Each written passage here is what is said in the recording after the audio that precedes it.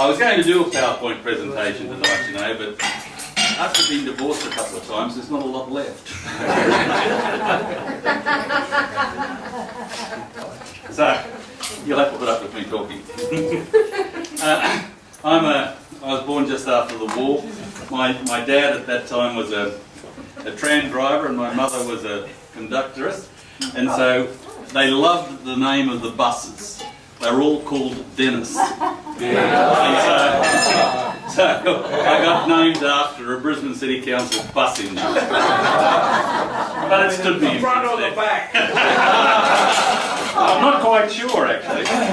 And then after primary school, my dear late mum, I'm the second of, there's three brothers. My eldest brother passed about 2 years ago, but I'm the smallest in the family. My other two brothers are much larger. So, and my older brother was much more intelligent and confident and capable, so when I came along, it was time to go to high school, my mother told me straight upright, no use sending you to science and chemistry, we'll send you to commercial.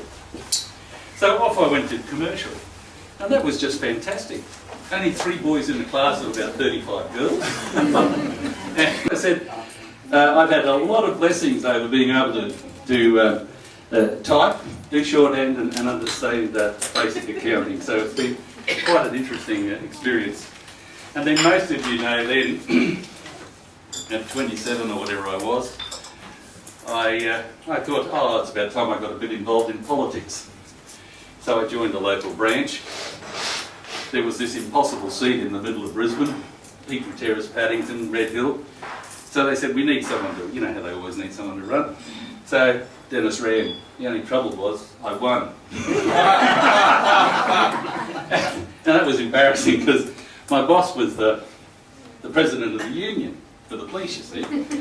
And so I hadn't really quite resigned, I just sort of put it in his top drawer. And of course it was so close it rolled on for weeks and weeks and weeks.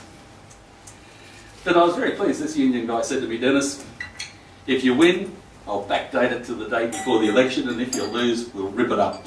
And so, it's amazing. But I spent 3 years in politics. It was an interesting time being a young policeman. I had no academic qualifications at that time. I was virtually a traffic policeman at that time. Moved into juvenile aid once I got the endorsement. And spent 3 years in politics. And I have used my skills that I learned during those commercial years right up until today. And it has stood me in good stead right the way through. And it's just amazing how you fall into things that stand you in good stead.